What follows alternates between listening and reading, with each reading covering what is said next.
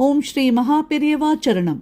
Voice of God, Volume 1, Main Title, Religion, Chapter 22, The Sins and the Punya. Nobody in this world desires to be a sinner, but we commit more of sinful acts only. All of us desire to have the fruits of virtuous deeds, but we do not engage ourselves in virtuous deeds. Arjuna asked the Lord, "No one wants to commit a sin, but Krishna, something prods him towards sin. What is that?" Bhagavan tells him, "That exactly is desire, my dear, desire. We try to acquire a thing because of desire. Because of the desire to acquire it somehow or the other, we ignore considerations of dharma and adharma. If that desire is fulfilled, do we get satisfied? No. When we pour ghee on fire, does the fire get extinguished? It grows into a bigger fire. In the same way, when a desire is fulfilled, another bigger desire comes up in the mind. If that be so, can it be said that it is better if the desire is not fulfilled? That is not so either. If the desire is not fulfilled, we get impatient. Just as a rubber ball that is thrown against a wall rebounds, the unfulfilled desire rebounds on us as anger and prods us into further sins. Next to desire, it is anger that has been mentioned by the Lord in the Gita. This is also the result of desire.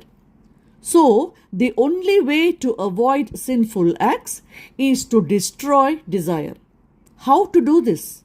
We cannot remain without indulging in activities. Even when the body is not engaged in work, the mind is working. It is the nature of the mind to keep thinking about something or the other.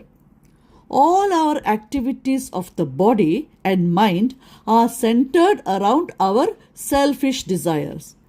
Due to this only, they drive us more and more into sins.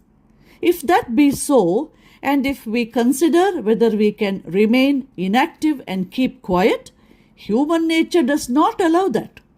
Thayumanavar Swamigal said, "Rare is the ability to still the mind and be in a state of inaction." Even if the bodily activities are stopped a bit, the mental activity does not stop. In addition to being active itself, the mind prods the body also into action. It is not possible to stop the desires by any direct means. Activities too cannot be stopped. If so, is there no solution to this problem? Solution is there. In the state in which we are, it is not necessary to stop all activities, but the situation that we are acting for selfish ends should be changed, and we should engage ourselves in activities that do not benefit us, but are of benefit to the larger society and the world and for our spiritual elevation.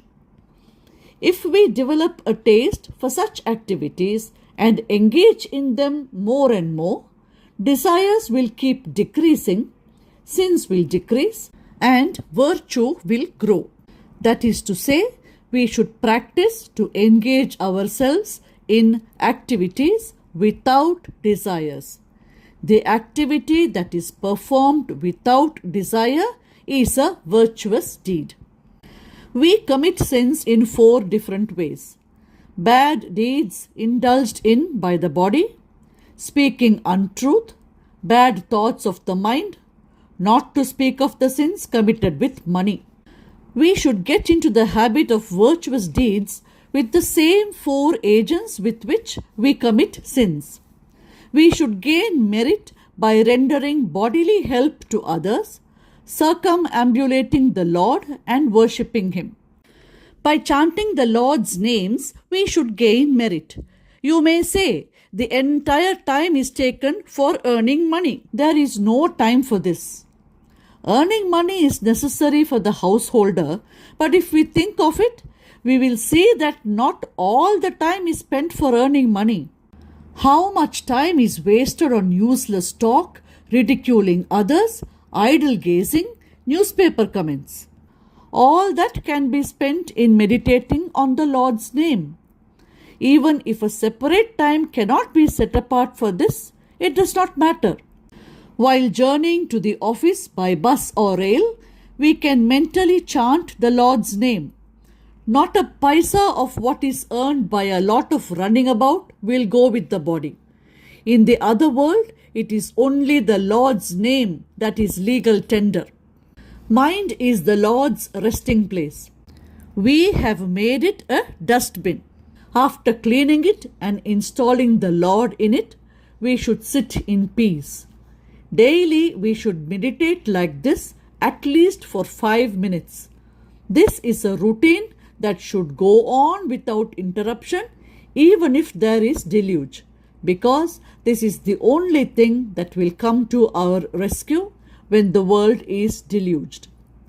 Money must be used in the service of the poor and the Lord and merit gained. Sin has two powers. One is that it drives us into wrongs here and now. The result is that it prods us to commit the same wrong again tomorrow. For example, the use of snuff has a bad effect at the time it is used, and it also prods us to use it again. This is the effect of habit. This should be dimmed, and by virtuous deeds we should add Punya. It is vasana, the impressions, that draws us into sin again and again. But it need not be feared. Those who were like us and even greater sinners than ourselves have become great devotees and jnanis. What is great about the Lord if the sinner is not redeemed? It is because we are sinners that he has got the title Patita Pavana. We only give him that greatness. Surrender unto me, I will release you from all sins. Sarva papebhyo mokshayishyami ma suchaha, says Lord Krishna as a firm commitment to protect. Therefore, let us be courageous.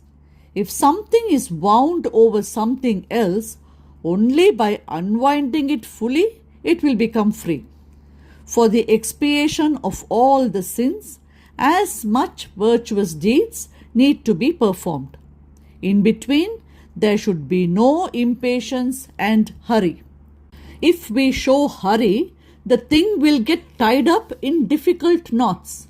If, with faith in God, we patiently act by the ways of dharma, he will definitely extend his helping hand. All these religions have come up only for turning the mind, body, and the tongue away from enjoyment with senses and get into the habit of turning all these to Bhagavan. Every great person who came into this world and gave a religion did so only to redeem the jivas from the sins committed by them for sensual pleasures. The pleasure got through the sense organs as a result of sins is only very temporary. The object of every religion is to release it from worldly bonds, saying, "Look, to be with the Paramatma is permanent bliss." Om Sri Mahaperiyava Sharanam. Jai Jai Shankara, Hara Hara Shankara.